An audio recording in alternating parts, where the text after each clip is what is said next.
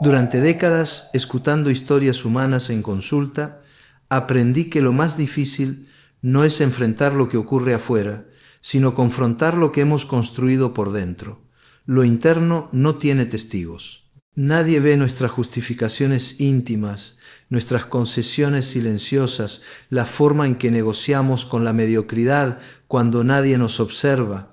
Muchas veces esa negociación ocurre disfrazada de sensatez. Nos decimos que no es el momento, que hay que esperar, que ya se intentó bastante, nos convencemos de que no se puede, de que no vale la pena, de que quizá no nacimos para más. Y poco a poco, sin ruido, vamos cediendo. Renunciamos a nuestra libertad sin darnos cuenta, no en grandes gestos, sino en decisiones pequeñas, rutinarias, donde dejamos de elegirnos. En cada mejor no digo nada, en cada para qué voy a intentarlo, en cada esto es lo que hay, dejamos de habitarnos y empezamos a sobrevivir en modo automático. No se trata de dramatizar la vida ni de exigir un heroísmo constante. Se trata de reconocer que existe una diferencia esencial entre vivir con conciencia y vivir anestesiado. Y que esa anestesia interior tiene un costo que pagamos con insatisfacción crónica, con una sensación de vacío que ningún estímulo externo logra llenar. Porque el ser humano no está hecho solo para cumplir funciones, para cumplir horarios, para adaptarse. El ser humano necesita sentido, necesita dirección. Y ese sentido no se encuentra afuera, ni lo puede regalar nadie. Solo emerge cuando uno decide mirar hacia adentro y decirse la verdad, incluso cuando esa verdad incomoda, especialmente cuando incomoda. He visto personas brillantes quedarse estancadas durante años porque no se atrevían a reconocer sus propias cadenas. Las llamaban compromisos, responsabilidades, realismo, pero en el fondo eran miedos disfrazados. Miedo a fracasar, miedo a desagradar, miedo a soltar la narrativa que habían sostenido durante tanto tiempo. El problema es que lo que no se reconoce no se puede transformar. Y mientras sigamos llamando normal a lo que en realidad es resignación, no habrá crecimiento real. Solo parches, solo intentos, solo movimientos circulares que terminan en el mismo lugar. Lo que propongo aquí no es fácil ni cómodo. Es una invitación profunda, casi ética, a revisar la relación que tienes contigo mismo. No para culparte, sino para recuperar soberanía. Para volver a ser el centro desde donde se decide, se siente, se vive. Porque no importa cuántas veces hayas postergado o cuántas excusas hayas repetido, el poder de reconducir tu vida nunca desapareció. Puede estar enterrado bajo rutinas, bajo miedo, bajo años de autoabandono, pero sigue allí y comienza a revelarse cuando te detienes. Cuando bajas el volumen del mundo y empiezas a escucharte con honestidad radical, te atreves a sentarte en silencio contigo mismo, sin distracciones, sin disfraces, sin discursos aprendidos. ¿Te atreves a mirar lo que realmente te duele, lo que evitas, lo que niegas, lo que ya no quieres seguir sosteniendo? Porque ese es el umbral. Esa es la frontera entre el yo condicionado y el yo auténtico. Solo quien cruza esa línea empieza a vivir con integridad emocional. Y la integridad no significa perfección, significa coherencia. Significa que lo que piensas, sientes y haces empieza a alinearse.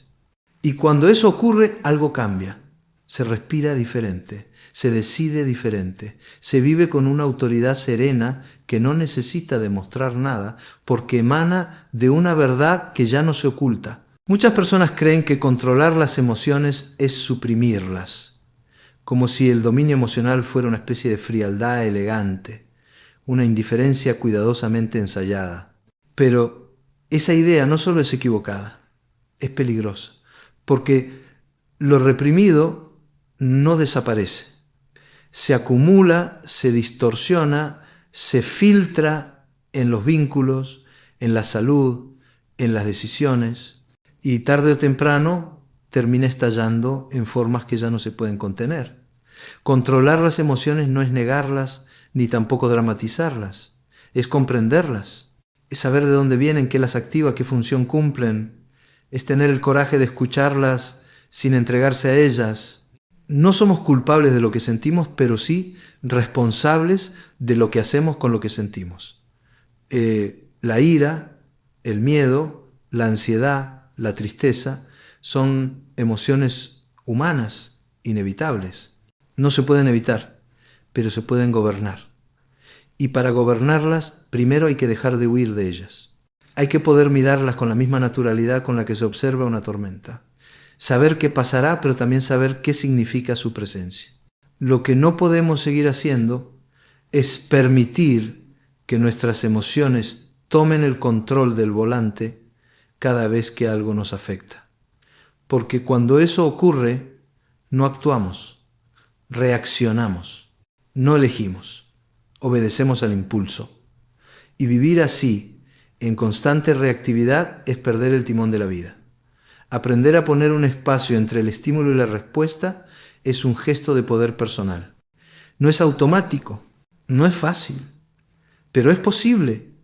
Cuando alguien nos hiere, cuando algo nos frustra, cuando una situación nos desborda, allí está la oportunidad. No para fingir que no sentimos nada, sino para pausar, respirar y decidir qué respuesta queremos construir. Esa pausa es un acto revolucionario. Es el momento en que dejamos de ser prisioneros de nuestras heridas y empezamos a ser artesanos de nuestras decisiones. Lo he visto una y otra vez. Personas que se permitieron sentir sin que la emoción las devore. Personas que aprendieron a reconocer la rabia sin explotar, a observar la ansiedad sin rendirse a ella, a caminar con la tristeza sin caer en el abismo. Eso no es debilidad, eso es fuerza entrenada. Es autocontrol emocional en su forma más ética.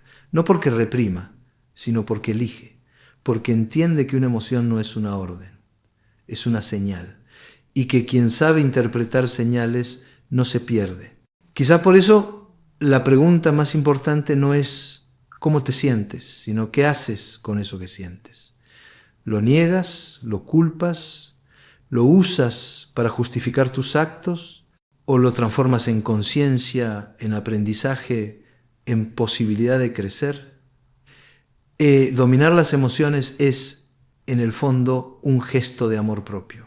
Porque quien se permite sentir y al mismo tiempo se compromete a responder con inteligencia emocional, se está diciendo a sí mismo, merezco vivir con claridad, no enredado en mis impulsos.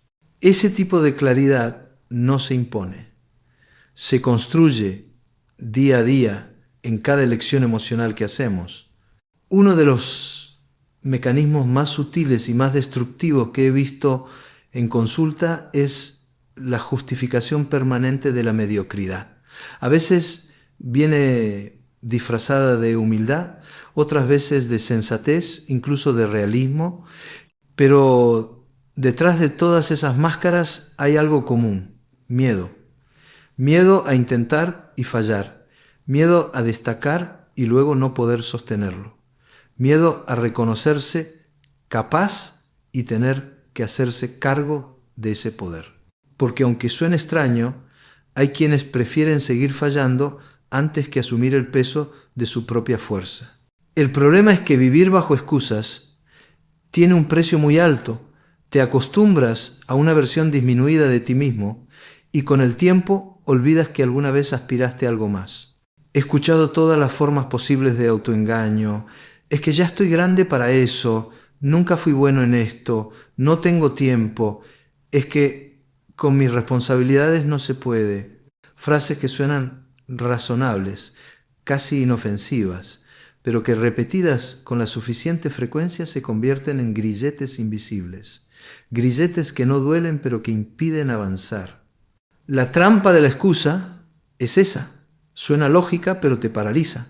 Se convierte en una verdad a medias que usas para justificar por qué sigues en el mismo lugar, por qué no intentas, por qué no haces lo que en el fondo sabes que necesitas hacer.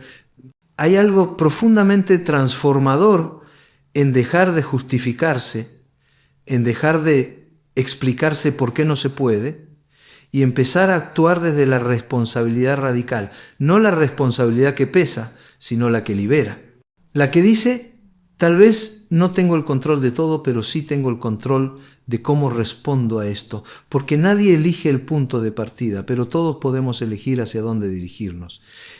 Y esa elección solo se activa cuando dejamos de esperar condiciones perfectas, cuando dejamos de mirar afuera buscando permisos y comenzamos a asumir que si queremos una vida distinta, tenemos que ser personas distintas. Eso implica romper con un patrón muy instalado en nuestra cultura, la espera pasiva. Esperamos que algo externo nos cambie, una pareja, un trabajo, una oportunidad, un nuevo año, como si el simple paso del tiempo pudiera resolver lo que solo el compromiso interno puede transformar. Pero el cambio verdadero no llega porque algo se acomode mágicamente. Llega porque un día te hartas de tus propias excusas. Porque te das cuenta de que la incomodidad de crecer es mucho más digna que la comodidad de estancarse. Y en ese momento, sin estridencias, sin necesidad de grandes anuncios, empieza algo diferente. Empieza la honestidad. Empieza la acción silenciosa. La acción que no necesita que nadie la aplauda porque nace de una convicción íntima. Merezco más que mis propias justificaciones. Merezco una vida donde pueda mirarme al espejo y decir estoy dando lo mejor que tengo, no porque sea fácil, sino porque ya no estoy dispuesto a conformarme con menos. Cuando se habla de disciplina, muchas personas piensan inmediatamente en rigidez, en autocastigo, en rutinas extenuantes que ahogan la espontaneidad, pero esa visión es superficial. La disciplina no es opresión ni es frialdad. Es en realidad una forma de amor propio, una forma madura de decirse a uno mismo, soy digno de estructura, de orden, de compromiso. Porque cuando vives dependiendo de la motivación, estás sometido a una montaña rusa emocional. Hay días que quieres, hay días que no, hay momentos de entusiasmo y hay momentos en que todo pesa. Y si tu bienestar depende de lo que sientes, estás en manos de lo impredecible. La disciplina no pide permiso a la emoción del día. No necesita que estés de buen humor ni que todo fluya. La disciplina se presenta igual, cada día, como una forma de sostener tu palabra incluso cuando tu cuerpo y tu mente no acompañan. Y eso no tiene nada de mecánico. Al contrario, es profundamente humano. Es lo que te permite construir algo más allá del impulso, algo que permanece incluso cuando todo lo demás cambia. No se trata de rigidez inquebrantable, se trata de coherencia, de no traicionar tus principios cuando la comodidad te tienta. Lo he visto en personas que se levantan a entrenar aun cuando preferirían dormir una hora más, que se sientan a estudiar cuando la mente quiere distraerse, que mantienen su palabra incluso cuando nadie está mirando. Esa constancia silenciosa es la base de una fortaleza que no necesita mostrar músculo, porque la verdadera fuerza no se grita, se vive, se ve en las pequeñas decisiones repetidas. En esos momentos donde podrías ceder, pero no lo haces, no por orgullo, sino por convicción. Y con el tiempo esa repetición construye carácter. Lo que al inicio era un esfuerzo termina siendo parte de tu identidad. Ya no lo haces solo porque hay que hacerlo. Lo haces porque te has convertido en alguien que honra sus compromisos consigo mismo. Y eso tiene un efecto profundo en la autoestima. Porque nada fortalece más que saberse confiable ante los propios ojos. Nada construye más poder interno que saber que puedes contar contigo incluso cuando el resto del mundo está en caos. La disciplina, entonces, no es una forma de endurecerte, es una forma de sostenerte, de recordarte que mereces una vida guiada por elección y no por inercia. Que tu tiempo, tu cuerpo, tu energía no están al servicio del capricho o del desánimo, sino de algo más grande, tu propósito, tu claridad, tu libertad. Porque no hay libertad real sin disciplina, solo impulsos disfrazados de autonomía. Solo caos camuflado de espontaneidad. ¿Estás dispuesto a tratarte con el respeto suficiente como para sostener hábitos que te fortalezcan incluso cuando la emoción del día quiera otra cosa? Esa es la pregunta que define quién toma las riendas y quién sigue esperando a que las ganas vuelvan. Hay un tipo de silencio que incomoda profundamente, no por lo que falta, sino por lo que revela. La mayoría de las personas llenan sus días de ruido. Conversaciones banales, música constante, pantallas encendidas, redes sociales desplazándose sin fin. No porque siempre haya algo importante que escuchar, sino porque en el fondo temen escucharse. Estar solo, en silencio, sin estímulo externo, los confronta con algo que muchos han evitado durante años, su propia voz interior. Y esa voz no siempre es amable. A veces acusa, a veces reclama, a veces recuerda lo que hemos evitado por demasiado tiempo, pero también si aprendemos a quedarnos, si no escapamos, esa voz puede volverse clara. Puede guiarnos hacia verdades esenciales que solo emergen en la soledad consciente. Estar bien solo no significa encerrarse en una torre de independencia emocional fingida, tampoco es desprecio por el vínculo. Estar bien solo significa poder estar contigo sin necesidad de anestesia. Significa que no dependes de una agenda llena, de una validación externa, de una presencia constante para sentirte en paz. Y eso no es frialdad, es madurez emocional. Es haber atravesado el miedo al vacío y haber encontrado allí un centro estable. Una raíz que no necesita apoyos artificiales para sostenerse. Lo paradójico es que muchas personas buscan compañía porque no saben habitarse y terminan estableciendo relaciones que no son fruto del deseo genuino, sino de la evasión. Relacionarse desde el miedo a estar solo es una de las formas más sutiles de autotraición, porque uno empieza a ceder, a adaptarse, a conformarse, con tal de no quedarse a solas, y el costo de eso con el tiempo es alto. Se pagan falta de autenticidad, en vínculos superficiales, en una sensación constante de estar acompañado pero no realmente visto. He trabajado con personas que han aprendido muchas veces con dolor a reapropiarse de su soledad, que han dejado de verla como castigo y han comenzado a habitarla como espacio sagrado.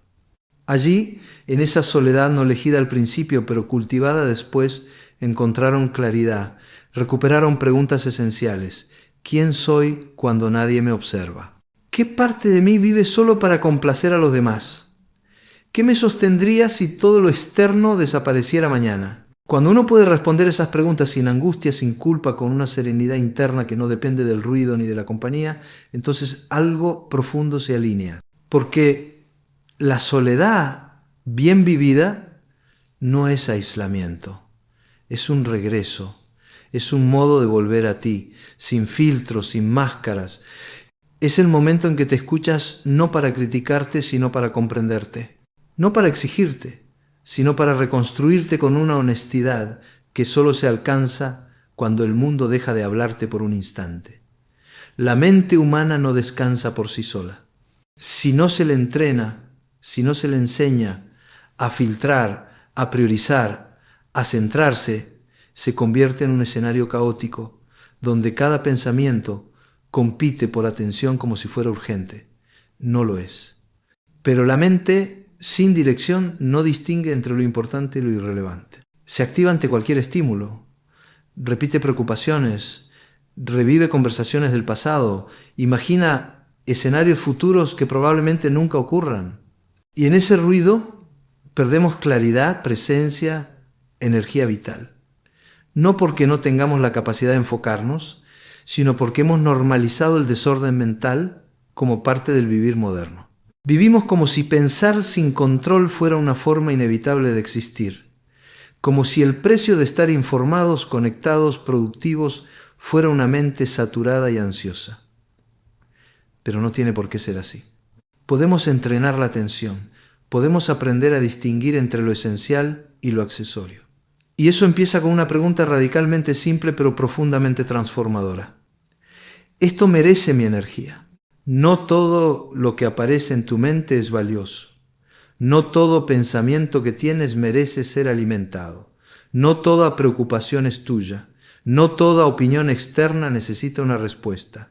Filtrar es cuidar. Es proteger tu foco como quien protege una llama pequeña del viento constante. Reducir el ruido mental no significa desconectarse del mundo, sino estar tan conectado contigo que ya no te seduce lo trivial. Significa que eliges a qué prestas atención, que cuando trabajas, trabajas, que cuando descansas no lo haces con culpa, que cuando estás con alguien estás presente de verdad. La mayoría de las personas no vive así. Están físicamente en un lugar pero su mente está en otro.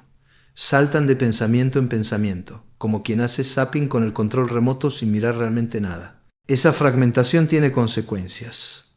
Nos vuelve dispersos, impacientes, emocionalmente reactivos.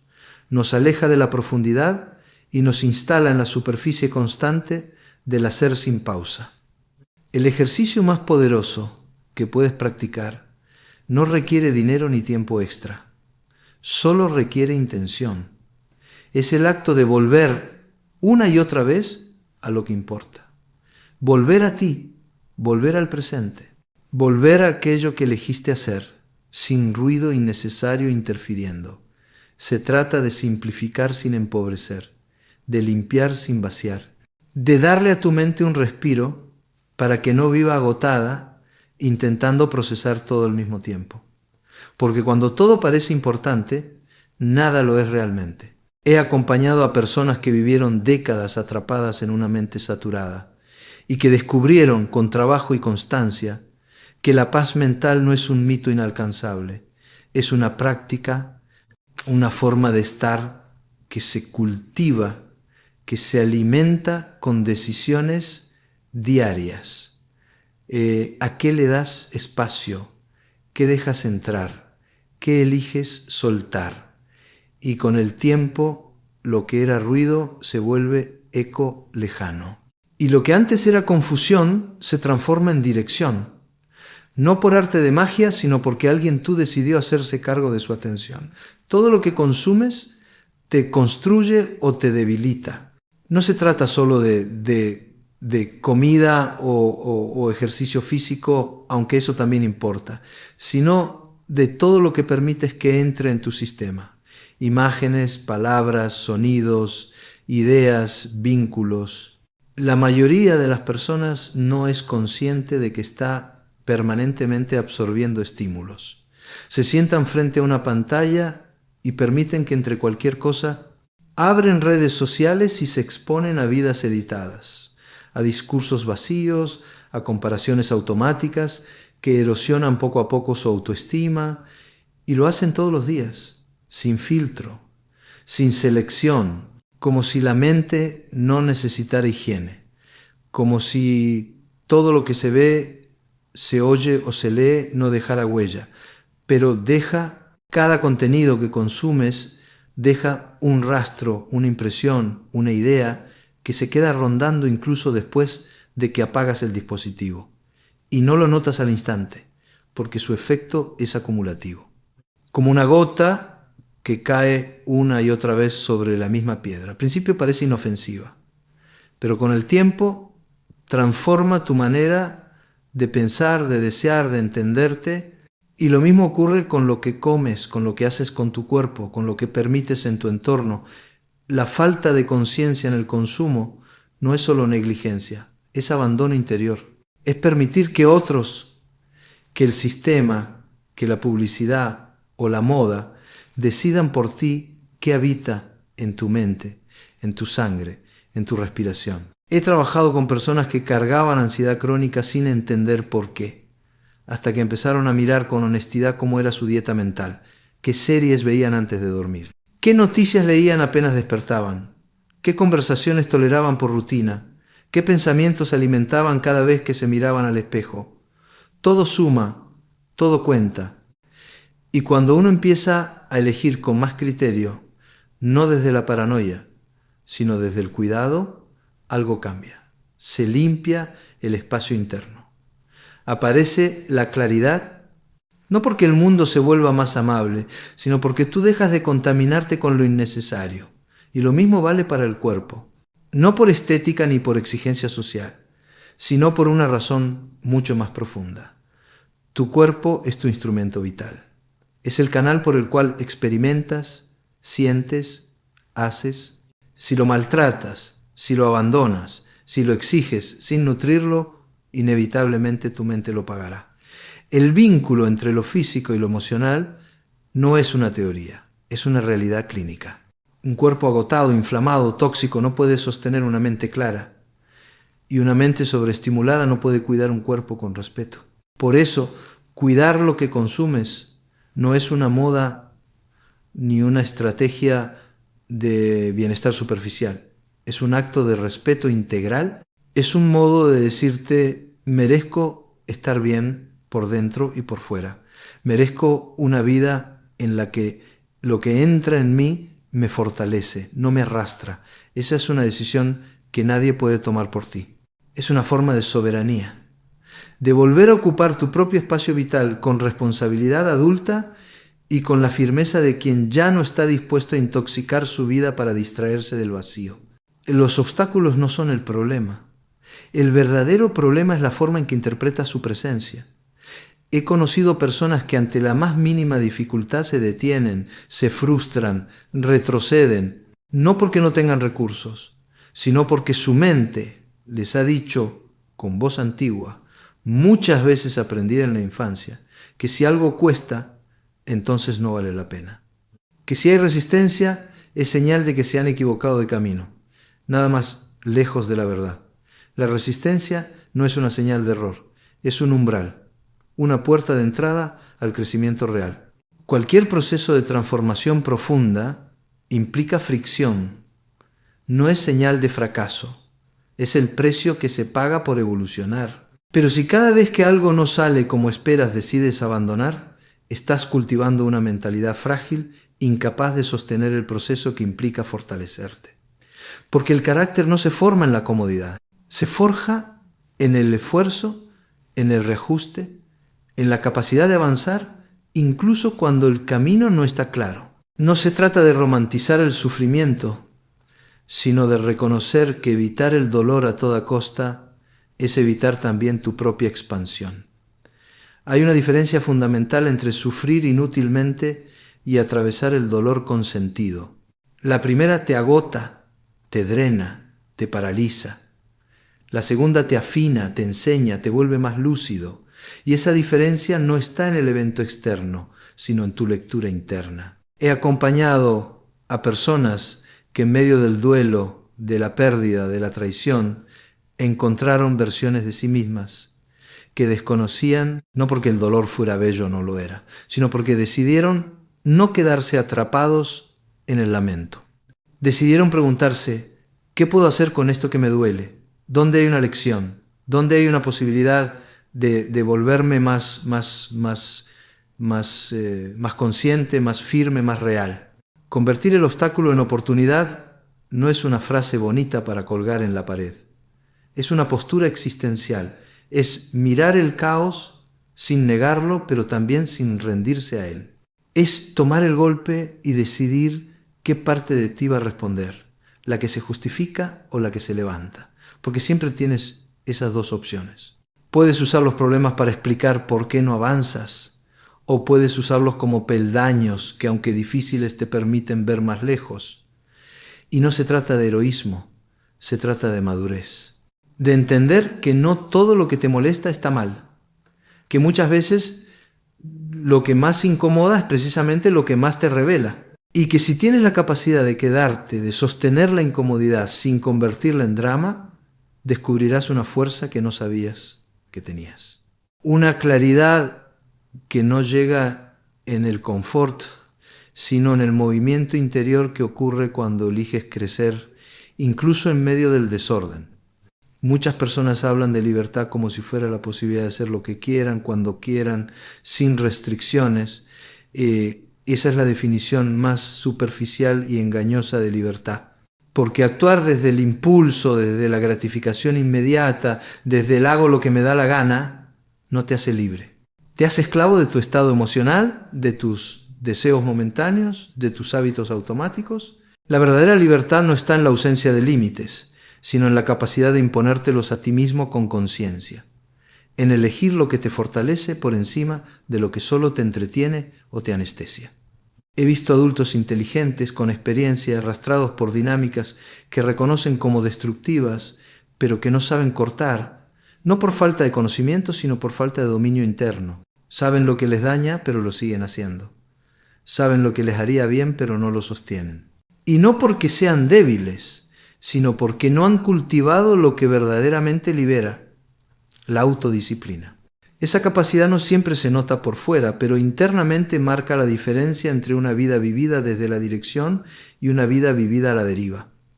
La autodisciplina no es una cárcel, es una forma de soberanía. Es poder decir no aunque todo dentro de ti grite sí. Es levantarte cuando estás cansado, sostener tu palabra cuando nadie te lo exige, actuar en línea con tus valores aunque haya una parte de ti que prefiere el atajo. Esa constancia silenciosa, ese acto casi invisible de honrar tu dirección día tras día, construye libertad. Porque solo quien se domina puede decidir con claridad. Los demás solo reaccionan. Parecen libres, pero están atrapados por sus impulsos, por sus miedos, por su necesidad de aprobación. Y no hablo de una disciplina rígida, sin humanidad. Hablo de una firmeza con alma, de una estructura que contiene, no que oprime, de saber cuándo decir basta, cuándo frenar, cuándo insistir, porque quien vive sin autodisciplina puede parecer flexible, pero muchas veces vive en caos. Y el caos constante cansa, desgasta, desconecta. La autodisciplina, en cambio, ordena por dentro. Crea un espacio donde tus decisiones tienen peso, donde tus actos se alinean con lo que verdaderamente quieres ser. Y eso da paz. Una paz que no se logra con recetas ni con discursos, sino con el ejercicio diario de tratarte con respeto. Entonces, cuando escuches hablar de libertad, pregúntate, ¿estoy actuando desde un deseo consciente o desde una reacción automática? ¿Estoy eligiendo desde mi centro o simplemente respondiendo a una urgencia emocional? Porque allí se define si estás viviendo de verdad o simplemente repitiendo patrones que otros instalaron en ti. Solo quien se disciplina puede caminar con autonomía. Y solo quien camina con autonomía puede con el tiempo construir una vida que no solo sea libre sino digna. Muchas personas hablan de libertad como si fuera la posibilidad de hacer lo que quieran, cuando quieran, sin restricciones. Esa es la definición más superficial y engañosa de libertad, porque actuar desde el impulso, desde la gratificación inmediata, desde el hago lo que me da la gana, no te hace libre. Te hace esclavo de tu estado emocional, de tus deseos momentáneos, de tus hábitos automáticos. La verdadera libertad no está en la ausencia de límites, sino en la capacidad de imponértelos a ti mismo con conciencia, en elegir lo que te fortalece por encima de lo que solo te entretiene o te anestesia. He visto adultos inteligentes, con experiencia, arrastrados por dinámicas que reconocen como destructivas, pero que no saben cortar. No por falta de conocimiento, sino por falta de dominio interno. Saben lo que les daña, pero lo siguen haciendo. Saben lo que les haría bien, pero no lo sostienen. Y no porque sean débiles, sino porque no han cultivado lo que verdaderamente libera, la autodisciplina. Esa capacidad no siempre se nota por fuera, pero internamente marca la diferencia entre una vida vivida desde la dirección y una vida vivida a la deriva. La autodisciplina no es una cárcel, es una forma de soberanía. Es poder decir no aunque todo dentro de ti grite sí. Es levantarte cuando estás cansado, sostener tu palabra cuando nadie te lo exige, actuar en línea con tus valores aunque haya una parte de ti que prefiera el atajo. Esa constancia silenciosa, ese acto casi invisible de honrar tu dirección, día tras día, construye libertad. Porque solo quien se domina puede decidir con claridad. Los demás solo reaccionan. Parecen libres, pero están atrapados por sus impulsos, por sus miedos, por su necesidad de aprobación. Y no hablo de una disciplina rígida, sin humanidad. Hablo de una firmeza con alma, de una estructura que contiene, no que oprime. De saber cuándo decir basta, cuándo frenar, cuándo insistir. Porque Quien vive sin autodisciplina puede parecer flexible, pero muchas veces vive en caos. Y el caos constante cansa, desgasta, desconecta. La autodisciplina, en cambio, ordena por dentro. Crea un espacio donde tus decisiones tienen peso, donde tus actos se alinean con lo que verdaderamente quieres ser. Y eso da paz.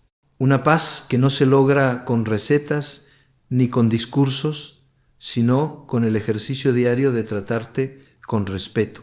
Entonces, cuando escuches hablar de libertad, pregúntate, ¿estoy actuando desde un deseo consciente o desde una reacción automática? ¿Estoy eligiendo desde mi centro o simplemente respondiendo a una urgencia emocional? Porque allí se define si estás viviendo de verdad o simplemente repitiendo patrones que otros instalaron en ti. Solo quien se disciplina puede caminar con autonomía, y solo quien camina con autonomía puede, con el tiempo, construir una vida que no solo sea libre, sino digna. Durante décadas, escuchando historias humanas en consulta, aprendí que lo más difícil no es enfrentar lo que ocurre afuera, sino confrontar lo que hemos construido por dentro. Lo interno no tiene testigos. Nadie ve nuestras justificaciones íntimas, nuestras concesiones silenciosas, la forma en que negociamos con la mediocridad cuando nadie nos observa. Muchas veces esa negociación ocurre disfrazada de sensatez. Nos decimos que no es el momento, que hay que esperar, que ya se intentó bastante. Nos convencemos de que no se puede, de que no vale la pena, de que quizá no nacimos para más. Y poco a poco, sin ruido, vamos cediendo. Renunciamos a nuestra libertad sin darnos cuenta. No en grandes gestos, sino en decisiones pequeñas, rutinarias, donde dejamos de elegirnos. En cada mejor no digo nada, en cada ¿para qué voy a intentarlo? En cada esto es lo que hay, dejamos de habitarnos y empezamos a sobrevivir en modo automático. No se trata de dramatizar la vida ni de exigir un heroísmo constante. Se trata de reconocer que existe una diferencia esencial entre vivir con conciencia y vivir anestesiado. Y que esa anestesia interior tiene un costo que pagamos con insatisfacción crónica, con una sensación de vacío que ningún estímulo externo logra llenar. Porque el ser humano no está hecho solo para cumplir funciones, para cumplir horarios, para adaptarse. El ser humano necesita sentido, necesita dirección, y ese sentido no se encuentra afuera, ni lo puede regalar nadie. Solo emerge cuando uno decide mirar hacia adentro y decirse la verdad, incluso cuando esa verdad incomoda, especialmente cuando incomoda. He visto personas brillantes quedarse estancadas durante años porque no se atrevían a reconocer sus propias cadenas. Las llamaban compromisos, responsabilidades, realismo, pero en el fondo eran miedos disfrazados, miedo a fracasar, miedo a desagradar, miedo a soltar la narrativa que habían sostenido durante tanto tiempo. El problema es que lo que no se reconoce no se puede transformar. Y mientras sigamos llamando normal a lo que en realidad es resignación, no habrá crecimiento real. Solo parches, solo intentos, solo movimientos circulares que terminan en el mismo lugar. Lo que propongo aquí no es fácil ni cómodo. Es una invitación profunda, casi ética, a revisar la relación que tienes contigo mismo, no para culparte, sino para recuperar soberanía, para volver a ser el centro desde donde se decide, se siente, se vive.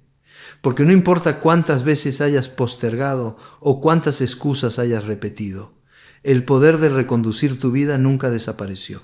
Puede estar enterrado bajo rutinas, bajo miedo, bajo años de autoabandono, pero sigue allí y comienza a revelarse cuando te detienes. Cuando bajas el volumen del mundo y empiezas a escucharte con honestidad radical, te atreves a sentarte en silencio contigo mismo, sin distracciones, sin disfraces, sin discursos aprendidos.